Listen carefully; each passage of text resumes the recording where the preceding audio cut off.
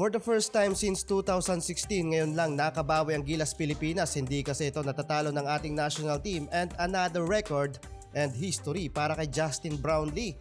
Mamaw ang ating mga kababayan, still undefeated mga idol dito sa FIBA Asia Cup Qualifiers. Wild ending yung nangyari, historic win for Gilas Pilipinas. Though natambakan tayo sa opening ng frame, hindi agad nabuwag yung moral doon ng ating mga pambato. Grabe din yung naging preparation ng Gilas Pilipinas sa window na ito. Tatlong player ng New Zealand yung naging tinek para sa Pilipinas. Etong sina Corey Webster, Sam Wardenberg at si TJ Vodanovic. Etong tatlong player na to mga idol nakapagtala lang naman ng double figure sa laban. The rest hindi ganun naging effective sa laban.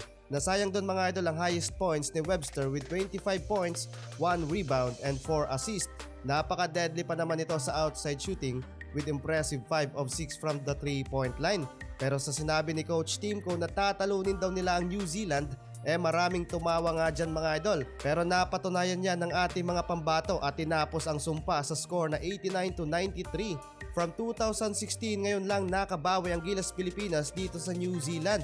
Kung babalikan nga yung mga history nila, talagang durog ang Gilas Pilipinas at natatambakan lang tayo noon. Pero nagulat ang New Zealand sa bagong mukha ng Gilas Pilipinas at for the first time nangyari yan sa pagiging naturalized player ni Justin Brownlee. Pinahirapan din niya ang visiting team leading scorer and best player of the game with 26 points, 11 rebounds, 4 assists, shooting 8 of 13 from the field with only 1 3-pointer out of 3 attempt. Habang si Kai Sotto doon mga idol, ikumana naman ng 19 points, 10 rebounds and 7 assists, shooting 8 of 14 from the field. Grabe, ang taas ng umpiyansa ng ating mga pambato at tinalo nga nila ang New Zealand. Malaking credit din mula sa dagger 3-pointer ni Newsam sa dayang seconds ng laban at doon sa naging matinding depensa niya kay Corey Webster doon sa second half, dominating both ends of the floor. 11 points, 4 rebounds and 3 assists and 2 steal para kay New.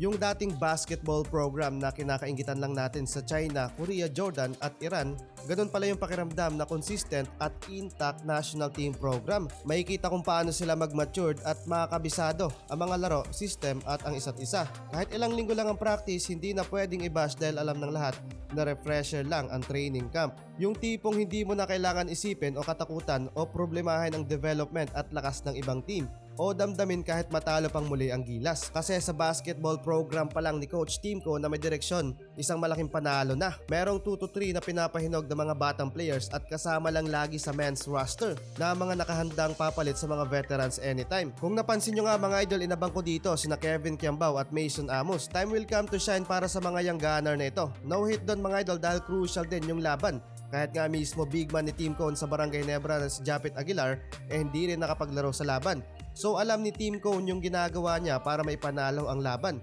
May napapatunayan ng mga idol ang ating national team sa main stage. Still undefeated pa rin mga idol at inulan tuloy ng papuri ang Gilas Pilipinas mula sa ating mga kababayan.